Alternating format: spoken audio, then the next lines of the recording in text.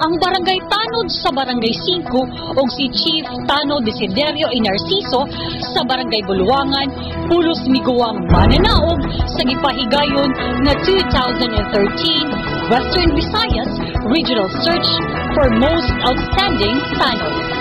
Usa ka simpleng seremonya sa pag-ila sa ilang kadaugan gihimo sa lokal nga gamhanan sa San Carlos atul sa flag raising ceremony sa mga kawani sa City Hall niadtong Oktubre 14, 2013. Ang Barangay Tanod sa Barangay 5 misakmit sa first runner-up ug sa group category ug si Chief Tanod Inarciso miguwang first runner-up sa individual category sa nisgutang regional search kansang pasidungog sa rehiyon gihimo niadtong Oktubre 10, 2013 didto sa Dakbayan sa Iloilo ug gitunol ni Regional Director Evelyn Trompeta sa Region 6 ang chairman sa Regional Management Coordinating Council.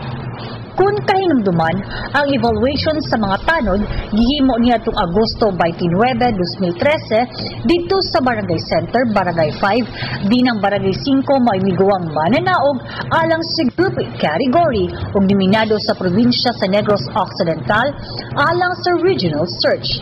Sa maong nga validation, palaran usab na midaog ang Chief Tanod sa Barangay Buluangan kinsa nahimo usab nga nominado sa probinsya sa Negros Occidental ngadto sa regional level. Siya usab nahimong mananaog sa naisgutang search bilang second runner-up sa miaging tuig.